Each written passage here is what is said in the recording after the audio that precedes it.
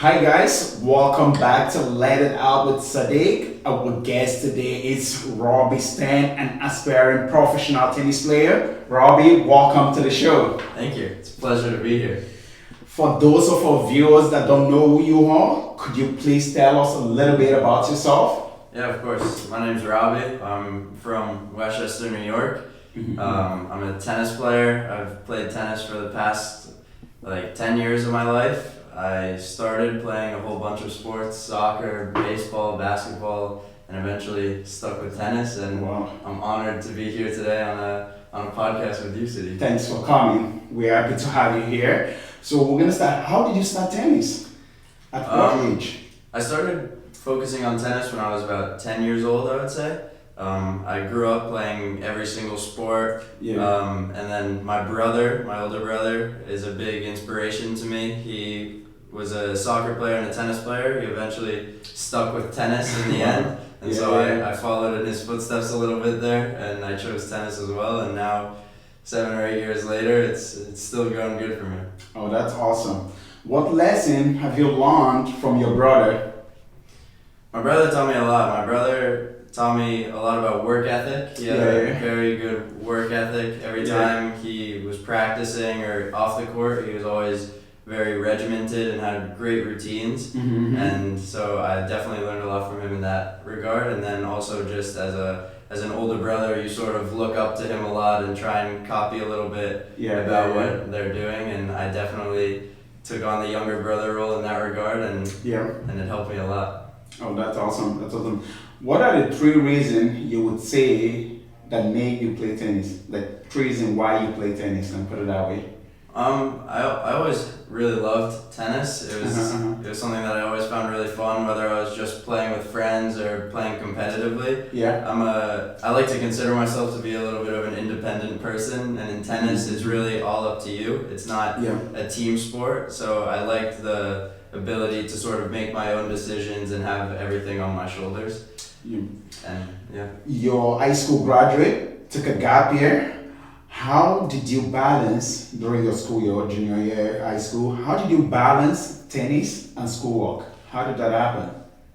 I actually think that helped me a lot with my time management skills to be playing tennis and also be a student, because you really have to make the most of any free time that you have to be able to make sure you're getting your work done on time and you're submitting good quality of work, while also putting in maximum effort on the tennis court and recovery and all of that stuff. So I definitely think that being a student athlete only benefited me, and all the experiences that I had really helped me learn a lot, whether it's about tennis, time management, how to balance everything you have going on in life. So it was a very valuable experience. You spent a lot of time on court, fitness, on court training, groups and everything. How were you able to get your schoolwork done with so much time being spent on the tennis court? Yeah, I mean, it was definitely tough at times. Like, there's obviously going to be weeks in school where you have a lot more assignments, and during those weeks, you sort of just have to accept the fact that maybe you're going to be up a little later at night trying to finish that last essay or that last math problem. But overall, over time, you sort of learn ways to manage your time in the best way possible, so that you can get all of your work done and still get a good night's sleep and recover, because ultimately you're gonna have to do it all again the next day. Wow, it's a lot. Yeah, not an easy life. Is there any routine you follow, that made you stay in a good shape, good condition, off court, on court? That's one routine you follow all the time. What is it like? Well, yeah, I mean, for me, I've also struggled with some injuries in the past, so it's definitely been important, especially recently, for me to build in more routines with recovery and fitness, so that to make sure that I'm preventing injury as much as possible, because I really want to maximize my time on the court rather than recovery off the court. So a lot of stretching after practices, fitness before and after practices, to sort of build strength and build up the muscle groups to make sure that injury isn't a likely thing that's going to happen. And then just enjoying your time on the court as much as possible, not worrying too much about anything, because ultimately that's how you get the best performances. Talking about stretching, How much time do you stretch after every practice section? 15, 20? Not enough. My muscles are always still tight. Do you have a number of hours? I mean minutes? How many hours? Or do you? For me, it also depends a little bit on how I'm feeling after the practice. If I can really feel the muscles are very tight, then I'll stretch for a little longer. If I'm feeling good after a practice and I still have another practice later in the day, then maybe I'll not stretch after the first practice, but then at the end of the day, I'll stretch a little bit. Using the foam roller, like all of that stuff, and it helps a lot. It's important to stretch, and I definitely need to do some more of that. Nice, that's awesome. Before a tournament, before a match, a tennis match, how do you prepare yourself mentally, physically, to get yourself in the right mindset, like right space before a match? Yeah, usually I like to wake up a little earlier in the morning, get after a good night's sleep, and get in a breakfast, and then try and eat 2 hours before my match. 2 hours. And then usually I like to take my mind off of the match as much as possible, whether it's talking to friends or doing something else. You do music. Like, I know some players like their headphones, they're locked in the zone. Exactly. Listening to music, and then once I get to the tournament, I usually like to warm up for about 30 minutes before the match. 30 minutes before the match, and then nice. That's awesome. We're talking about that. Who would you like, or who do you like to watch you while you're playing? Your parents, your friends, your coach. Who do you want on the court side watching you? That person that gets like, oh, this guy is here. I'm coming out. I love it when my coaches come and support me, because I feel like just having them there gives me a little bit more confidence, because it shows that they want to see me do well, so I'm competing not only for myself but for them, because we put in so much work in practice, so you really want to make the most of the results in the tournaments. Oh, that's awesome. What's the one thing you always do after a good performance? You won an L2 tournament, after an L2 tournament, what's that one thing you always do? Usually after the tournament's over, I usually like to eat maybe a little unhealthy meal, because while I'm playing a tournament, I like to keep my diet pretty good, pretty healthy, so that I'm feeling good for my matches. So maybe like a fried chicken sandwich after the tournament. Okay. And, that's not bad for me. And then hang out with friends and stuff like that, just to cool down from everything. Talking about that, during a match, in between changeovers, what do you have any specific snack you eat before, I'm switching sides? Is it a banana? Is it a protein bar? What do you have on court with you? Yeah, usually I have one water bottle, and then one water bottle with water and electrolytes in it, and then a banana as well. So if it's a long match, then I keep my energy throughout the whole match. Nice. When you lose a match, how do you deal with that? Break a lot of rackets. No, I'm joking. I'm curious. Did you see the guy from the other day? Yeah. He smashed like 3 rackets. 3 rackets. Yeah. Oh, sure. No. Definitely not breaking a lot of rackets. I mean, usually in the past, when I would lose a match, I would be very upset, and maybe for like even the rest of the day, I wouldn't want to talk to anyone, or I would just sort of want to be on my own. But I recently started working with a sports psychologist maybe a year or 2 ago, and it helped me really cope and learn effective ways on how to deal with losses or tough moments in matches. So that's helped me a lot, and that's something that I would definitely recommend to anybody who's struggling with that. That's interesting. Like you said, you started working with a sports psychology regard. Is there any for reviewers? I'm sure people are going through that. Like, I remember during my time, I lost a match. I literally tore my shirt, everything. But is there anything you've been doing that's been helping to get you in the right space, like after losing a tough match, or most maybe after losing a match that you're supposed to win, those match, you just for some reason wasn't feeling it and you lost that match? What do you do, to get, to keep your cool? Yeah, and sometimes those are the toughest matches, the ones that you're supposed to win, and then you go in with expecting a good result, and then suddenly it starts to get hard, and you start to maybe get tighter, feel the pressure a little bit more. But I've learned a lot of tools through working with the sports psychologist, just using your thoughts and your mind to sort of calm down and really enjoy the pressure and enjoy the situation of competing in a match rather than letting it make you fold under the pressure and then ultimately you're not able to perform to your true potential. Nice, nice. So, what are the lessons that you've learned on court that that helps your everyday life?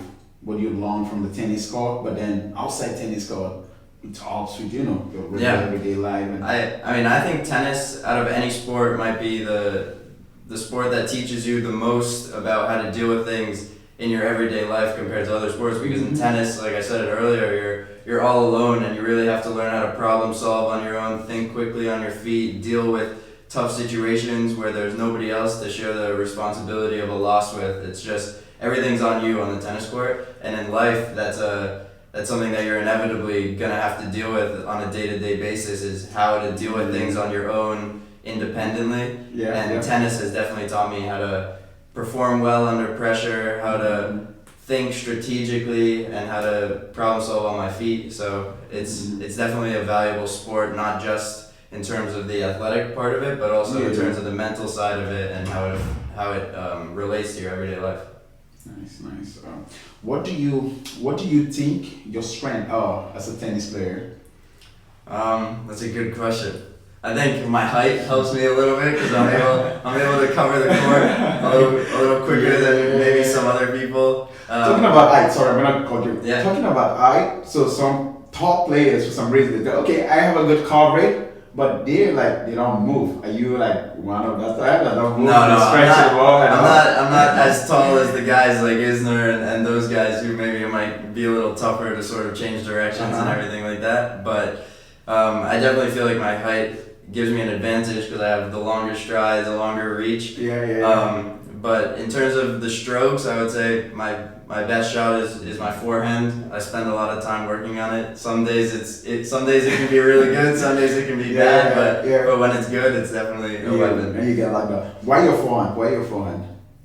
Could be your serve. Just talk about height. I know tall people are like pretty good with serves. Of course, forehands. We've seen the likes of like Del Potro. We've seen the like of like the American or Pelkar and all those guys. Tall guys, big forehand, good serves. Why forehand, not serve? I think my serve could use a little bit of work, I think, but I'm able to dictate the points more and move my opponent around the most with my forehand. So I think it's my most dangerous shot, and it's the one I'm most confident with as well. Nice. So, what is the most memorable moment as a tennis player in a tennis match? Anything? What is your most memorable tennis match? My most memorable tennis match or tennis tournament would have to be when I dislocated my shoulder and I had to play a tournament serving underhand and with no left hand on my backhand. No way. Yeah. Why would you play a tournament with a dislocated shoulder? I mean, I can still hit my forehand, which is you just don't want to stay off the court, or I mean, I don't know who your doctor is, but it should be a question. No, my coach wanted me to learn how to compete in any type of circumstances. Did it happen during the tournament, inside the tournament, or before the tournament? No, so I dislocated my shoulder about 2 or 3 times earlier in that year, and I was unable to hit two-handed backhands. I couldn't really serve properly. I couldn't rotate so well with the forehand because the feeling in the shoulder wasn't so strong. And so for this tournament, I was serving underhand and basically could only hit forehands and slices. So it was an interesting experience, and I ended up winning the tournament, which was won a tournament with an underhand serves. Yeah. Whoa, that's impressive. I had to apologize to my opponents after the match. I was like, I'm sorry, like I'm not trying to be rude or disrespectful. I just literally can't serve. So that was a funny moment, and that was probably, I don't think I'll ever do anything like that again. So that was probably my most memorable tennis match. Nice. What is the most difficult part about being an aspiring tennis pro? Tennis as a whole is a very difficult sport because maybe one day you're feeling great, you can't miss a ball, you're feeling really confident on the court, and then 20 minutes later or the next day you come back on the court, you're expecting to feel that same feeling you felt the day before, but inevitably in tennis you're not going to have that same good feeling every day. There's going to be probably more days where you're not feeling the ball so great. And so that's one of the most difficult parts, is learning to just accept the fact that you're not going to be perfect or not even be great or good on every single day, but you just have to learn to sort of adapt and use what you have on any given day. And that's something I'm definitely still working on, improving the mindset of staying positive through tough moments. So I would say that's definitely one of the most difficult parts of being a pro tennis player, an aspiring pro tennis player, or anything in between. There's going to be ups and downs. Just stay locked in and then keep giving your bells, coming out there to push and all. So what are your plans? What are your plans for the next few months? So actually at the end of this month, I'm heading to Spain for 2 months. I'm going to be practicing there and training at an academy over there, which is going to be an amazing experience. I'm really looking forward to that. That's awesome. First time in Spain? No, not my first time, but I haven't been too many times, and I'm very excited to go back. I think it's going to be amazing there. Oh, talking about Spain, what's the atmosphere in Spain compared to the United States? The players there are very intense. They're fighters. Everybody's super competitive. Wow. The academies are much more. It's not so much of a business feel maybe that you get throughout America for the most part. In Spain, everybody there is really wanting to improve, really wanting to play and get better, and they have similar goals. And the feel there's a lot of intensity, a lot of competition, very intense and very intense coaches with a lot of intention and knowledge. And I think it's just a very valuable experience because you get different styles of tennis players in different countries naturally. And it's very exciting and very important to explore all those different styles and learn how to adapt and match up against them. Are you going to be playing tournaments around Europe? Yeah, I'm going to be traveling, playing some ITF tournaments, some qualifiers and all of that, which will also be a cool experience. I've never done that before. ITF? Yeah. That's pretty cool. And I haven't played too many tournaments in the past couple months, so I'm very excited to get back into the competition. You're talking about tournaments. How many tournaments do you play in a month? Yeah, so not right now, just in general your career. Like, if it's 2 a month, 3 times a month, how do you? I would say when I was playing the most tournaments, I was playing like 3 tournaments a month, or at least that was my goal. Obviously, with my injury and the shoulder surgery that I had to get because of it, that kept me out for a little over a year, and because of that, I wasn't able to play tournaments. And I lost all of the points that I had gained, so it's become like a little bit harder to sort of find tournaments that I can qualify for, that I would have been able to qualify for in the past. So that's been a little bit of a struggle, and that's part of the reason why now I'm not playing as many tournaments. But in Europe, the opportunities I think are a lot bigger and much more accessible for younger players to sort of explore different tournaments and be able to compete. So that's also another factor as to why I wanted to go over to Spain and play some tournaments around Europe and just enjoy it.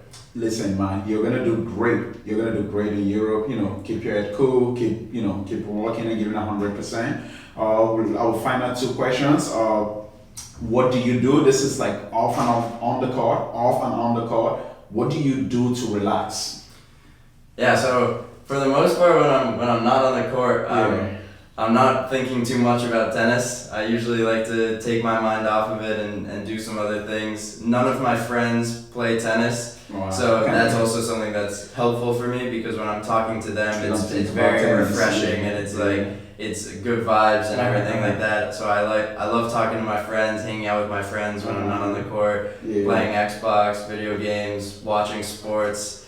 I'm always wanting to be doing something and staying active and hanging out with other people, because it can get a little bit lonely on the tennis court sometimes, as I'm sure you've experienced. Oh, nice. So which of your right tennis player? Just curious. My favorite tennis player? Yeah. It'd have to be Nadal. But I think that's his, my favorite player too. I think but, his days are numbered now. I think he's you nearing the talking end. about Nadal? Do you think there's still another Grand Slam for him?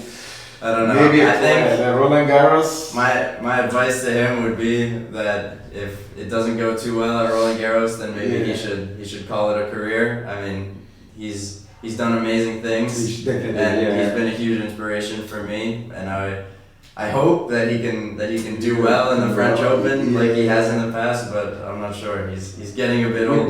With the youngsters that are coming in, we have the likes of Alcaraz, the Rune, the the American guy that he did really great in Australian Open. Mm-hmm. Who do you think we should watch out for? Yeah, like you said, obviously Alcaraz, world number 1 at 18 years old, the same age as me. That kid is something else. He's almost not human when you watch him. Mm-hmm. And also a lot of the young American guys who are coming from college tennis are doing really well. So that's also something to look out for, and the future of American tennis might be pretty good. I know. We have I was doing a little research in the top 500. We have about 45 Americans, more than every country except Italy. Wow.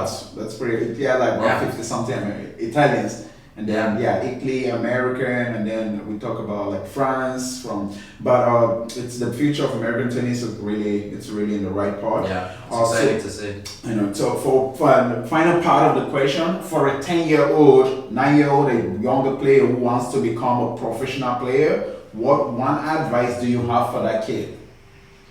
I would say just enjoy the journey. Don't take anything too seriously. Don't put unnecessary pressure on yourself because ultimately everything happens for a reason. Just go to practice every day, give 100%, and you'll get the best results in the end. Robbie Stein, everyone, thank you for coming. Thank you for having me.